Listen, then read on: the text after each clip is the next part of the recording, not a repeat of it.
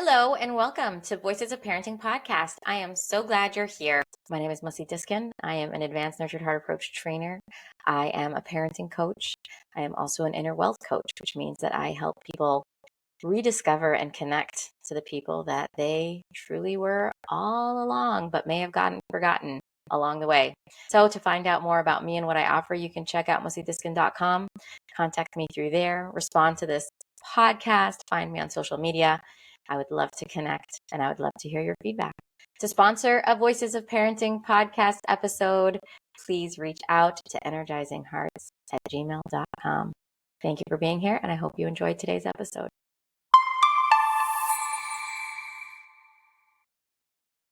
Hi, you guys. It's so nice to have you here with me again. Each of you have been my podcast separately, but what's exciting is that you're here together today. This is my sister, Fraidy Gerlitzky, all the way from Hawaii, who is a relationships coach and works with women to support them in having the marriages of their dreams. And this is my brother, Avrohom Levin, who is a coach. And, well, can you give your description exactly? Because I don't have the exact words for it. Well, I work with men, mainly men and couples. Yeah, I do. Although I do have a specialty in addiction recovery coaching and especially betrayal trauma recovery coaching, but I do general marital stuff, couples stuff, and I'll work either with men or with couples. Yeah, so I thought it would be really interesting to have you both here together to hear the perspective of both sides, because I know each of you work with the opposite gender primarily. I work with parents all the time, and sometimes it's a mom who is feeling single-handed in the parenting. She's the one who wants to make the change. She's the one that's using the nurtured heart approach. And her husband's not necessarily on board either with the nurtured heart approach or with parenting at all. Or I'm working with a man who feels that he's the dad and he wants this for his family, and his wife isn't on board, and his wife isn't, meeting with me or learning the stuff. And it's complicated because I can speak for myself, especially when I first had my baby. It was this weird thing that I loved my husband so much and was dedicated to the marriage, but then I had this new being that I loved in a totally different way and cared so much about. And the balance of those two is often confusing. And I am sure, as each of you probably have experienced in your coaching, can sometimes cause friction. And so I'm curious to hear from each of you, sort of from a perspective of a woman who's going through this and the perspective of a man who's going through this. How do you lead them? How do you guide them? What have you seen possible in these type of situations? So, Herschel, do you want to go first? So thank you. It's good to be here again. I think coaching, when I think of the word coaching or what I do when I'm coaching, it's really about empowering someone that I'm talking to live the life that they really want to live. So a big question about that is resistance.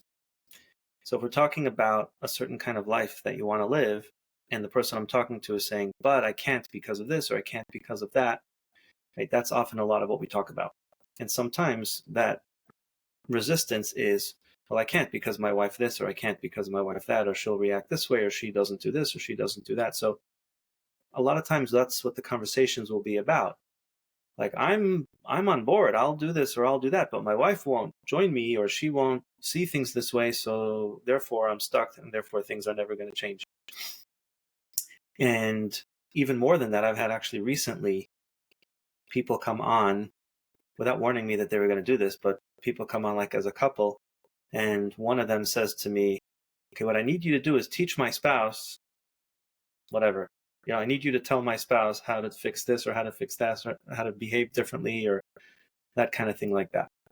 And it's very understandable because, to that person, to that husband that I'm talking to, he sees right in front of his eyes the solution. If she would just do this or she would just do that, then everything would be wonderful. And he may be right. He may be right.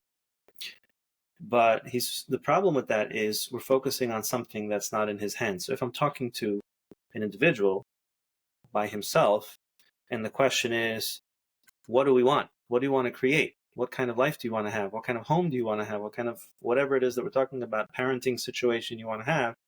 And you're telling me that it's going to depend on what someone else who's not in this room is going to do or not going to do.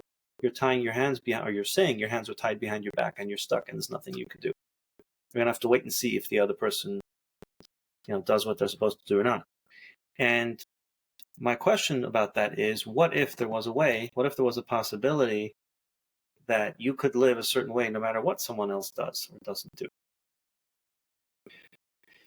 So that's kind of the starting point. The starting point is that, we're not victims. That doesn't mean that no one's ever victimized. That doesn't mean that there's never behavior that's really not okay and that really needs to change. It doesn't mean any of that. But it does mean that what we have control over is ourselves and our choices. Right? For example, if someone keeps punching me in the face, it's not up to me if they're going to continue punching me in the face or not, but it is up to me if I will remain in the room or not. So I have autonomy. I have a choice in how I choose to respond to that situation. Now, that resistance, it really depends on who the person is, because there is a phase, there is a stage, and Fraidy, you could tell me if you experience this too. There is a stage where someone needs to be heard, validated, and supported about the pain that they're experiencing and the impact that they're experiencing from their spouse's behavior. And they're not ready to hear yet what they can do and what their participation is. Because when you talk to them about that, they're just going to hear that as victim blaming, judging them, and they're going to, no, you don't get it. You don't get it. It's really bad what she's doing. And often it is. So that first missing piece is sometimes they need to really be heard and validated. Like, that's really not okay that she does that. And it's really understandable how hurtful that is to you. And that really makes your life difficult. And once they feel safe and they feel that they're understood, from there, are you ready to change that? Well, what do you mean I'm going to change it? Well, you're not necessarily going to change what she's going to do, but are you ready to look at your part in the dance? There's a dance going on. There's two people here. Are you ready to look at your part? It doesn't mean it's your fault what the other person does, but it does mean that you have some choices about yourself. So that's like a starting point. And I'll start with that. Yeah, thank you. I'm curious, Fraidy, if that's sort of the same direction you would take it, if it's different when you're coaching women or... Yeah.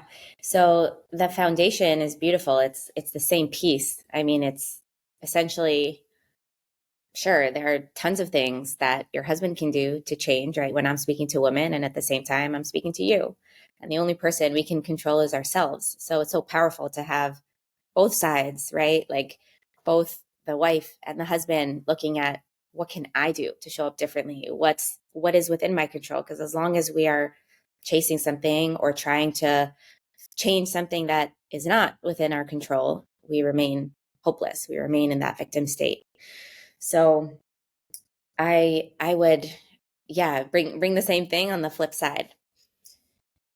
And what I would say to the parenting piece specifically is that as mothers, I think we have a special soft spot for our children. Our children grow inside of us. They are one with who we are. We have such a deep, loving bond with them, and we want the world for them. We want them to thrive. We want them to never hurt. We want them to be the best individuals they can be.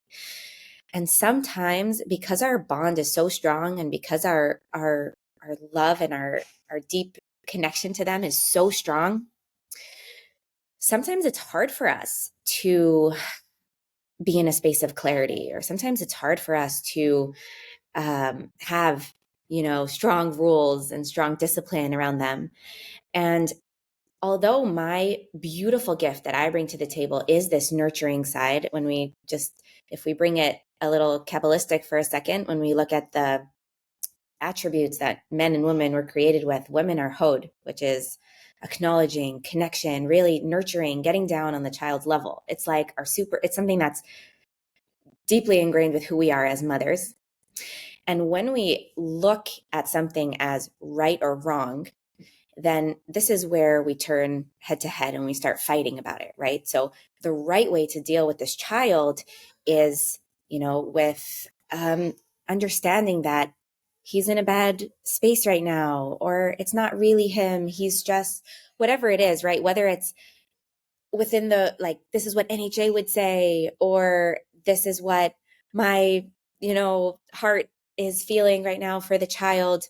As soon as we get into this is the right way to handle this child, then if anybody's not doing it within the exact way that I think should be done, then it's wrong, right? There's right and there's wrong.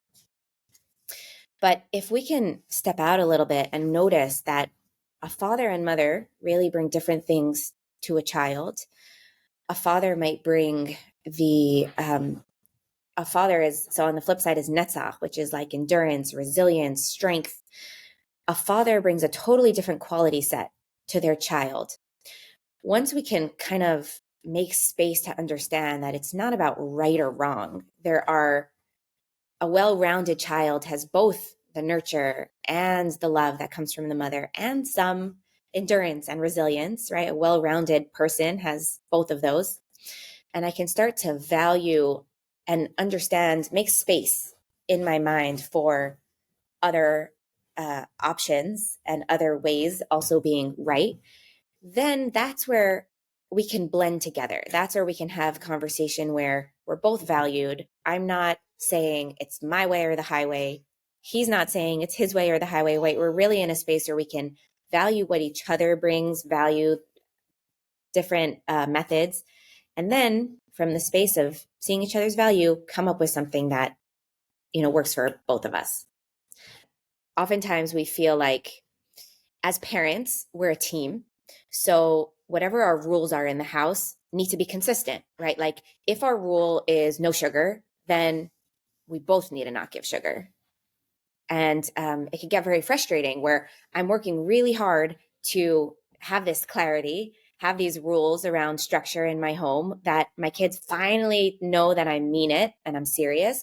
And then Tati steps in, right? Their father starts taking over and completely different rules, completely chaos. It's easy to see that and feel like this is going to ruin our family structure. The kids what are they learning? It's not going to work. So understanding that actually there can be total clarity, and the clarity is that there's different clarity, both with mom and both with dad, right? Like we each have our own clarity. We each have our own rules. We each have our own way of operating, things that do and don't work. And that's the clarity. And it works beautifully because instead of needing to fight to say, we must have the same values, we must bring the same thing forward or else we're not a team, the kids learn that they can make light of me or they don't trust me, to understand that the clarity is we're different. Yeah, maybe that works with when you're with him and that's wonderful. You're very lucky. And now I'm watching you. And my rule is that I'm not okay with that. There's a lot of relief around that.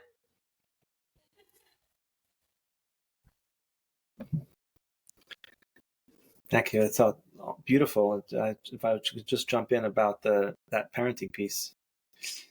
I'm glad I'm not the only one who thinks this way. That seems a little radical, but absolutely. I always wondered whether children benefit from learning and experiencing different parenting styles. And, the way father puts the kids to bed a certain way and mommy puts the kids to bed a very different way. One is very organized and the other one is very wild and whatever else it is. And when there's a sense of unity between the parents and a message of this is not a fight, this is not a war, but there's actually different approaches, it expands a child's universe. Like there isn't only one way to do things. And then that child may end up going to a friend's house or meeting with other people, and instead of having an attitude of like, what's wrong with everyone else? They're not doing it the right way, right? They grew up with, what do you mean the right way? There's different ways, right? So they kind of picked that up. And it reminded me of a story of camp. I was in camp and on Friday night. So in my bunk, the counselor, I was a little kid then, the counselor would hold out the challah, the piece of bread, and everybody would grab it from him. And so once my friend invited me to his table for the meal, and the counselor takes out the bread, and I went ahead and I grabbed a piece, and everyone else looked at me like I was crazy. Like, what are you doing? We don't do that. And I was very embarrassed. But I was reflecting on that, actually talked to my daughter about it this week, because that was an example of each bunk had its own way of doing things. And out of context, like they had never experienced it that way, they thought the other way was crazy. And what if a kid grows up in an environment where, to begin with, there's different approaches? And I think part of that is the internal work. It leads back to the power of the individual work, as opposed to always getting on the same page, because a lot of it is individual stuff. For example, perceptions. A guy will say to me, a husband will say to me, I can't just stand idly by while my wife does this or does that, because it's going to ruin the kids. It's terrible behavior. And so we're talking now about this individual's perceptions about, or maybe you could even say fears about, in his mind, if you speak a certain way or do a certain thing, that's going to traumatize the kids forever, ruin their life. Right? Maybe he's right, but maybe he's not. Maybe he's just uncomfortable that it's not what he's used to. Right? So a lot of it is the internal work and processing and being able to realize, like you said, Fraidy, that your way, my way is not the only way. And even if there are things that I do that are healthier and things that you do that are healthier, and like all that judgment can be set aside when we accept that there could be different ways. So back to that question, I will challenge the person in front of me. How are you contributing to the dynamic? Right. So maybe he could say, I'm contributing to the dynamic by going along with this narrative that my spouse is abusive. Now, maybe they are, but maybe not. Maybe that's a narrative that you have. And maybe their behavior makes more sense than you think. And maybe you could find a way to collaborate with them. Maybe the behaviors that are bothering you so much are behaviors of someone who is frightened and is seeking safety. And maybe instead of, just like you would want to do for your kids, instead of attacking them for seeking safety, maybe you can collaborate and say, you seem to be very scared in that situation. What can we do to create more safety around that? Or more reassurance, or whatever else it might be. So it's hard to speak because it's such a general topic. But I think the beauty of what we're talking about is the empowerment of an individual who doesn't have to wait for someone else. And, in a previous conversation, Mussi, we had about secure attachment. So, the John Bowlby stuff of secure attachment, and then Sue Johnson, where it talks about secure attachment that you need to get from your spouse, right? But the question is, what if you're not getting it from your spouse? Do you need to wait for that? Or is there a way to get secure attachment within yourself? Let's say higher power is one model, right? Or, many other ways of thinking about it. But ultimately, if you're dependent on someone else, then you're not fully able to be yourself. Can I jump in here? Yeah, and then we'll close with this, Fraidy, because we probably only have a 2 minutes left. I love that piece of saying it expands the child when they know that there's different ways. And I think just going back to the piece that I started saying, where, our child's emotional health, and it's so important to us, and we so deeply want it. And that's why we want to be on the same page in the first place. That's why we start these fights. That's why we have such trouble, because we deeply care about our children, because we want them to be good people and be not traumatized, right? And at the same time, when you look at what happens to a child that's in an environment where the mother and father are fighting over the proper way to raise them and what would be the best, and if it is okay for them to have this or that, versus a child that's raised in a house that maybe the mother and father do different things, but there's peace between the parents. The parents have love and respect for each other. When you look at end result, right, like which way would really foster a wholesome person? And we notice that peace in the home it's the depth of what that does for a child, right? Of when you look at a child that's traumatized or not traumatized, the security that gives a child to know that my parents love each other and they're in this together, and there isn't that tension in the home, is so much deeper than any kind of method that we can, make sure we're on together. So at the core, when I want my child to be a full person that's not traumatized, the more that I can do to foster peace in the home, the more that that's going to deeply contribute to my child's right, being a healthy emotional person. Now, of course, there are details we don't have time to process. Like you said, it's a very broad topic. But the other piece that I just wanted to say is that when you were saying like a father's bedtime might be wild and a mother's bedtime might be scheduled, both of them contribute to a well-rounded child, and a father's playfulness can contribute to a mother's schedule and organization if we let it, if we can receive the value that there is in a father being that way towards their children, and flexibility. And it's all perfectly in line with our roles as mothers and fathers when we're willing to see the different values that we bring to our family and merge them as one instead of being afraid of them. Anyways, this was very fun. Thanks for having me. Nice to see you guys. Thanks. I want to add one quick point to that, because that's so powerful. One of the times when we were pregnant, my wife was pregnant, and we were worried, like, when you're pregnant, how do you make sure to do all the right things to make sure that your baby's healthy and you're eating well? And we were looking into it, and then we actually took a course. And the main premise of the course was that the main thing for a developing fetus is for the mother to be calm and relaxed. Right? So the stress of making sure you're doing things right is actually having the opposite effect. Right? So the more you say, what we're doing is probably fine, that actually is the best thing. That doesn't mean don't look and don't search and don't learn new skills, right? But the worry that what if we're messing up our kids, that itself is in a sense harmful to them. So we could take a step back and realize that a sense of acceptance, the accept of seeing what is, using nurture heart approach around what's going right in our life, is in and of itself getting us the very result we want.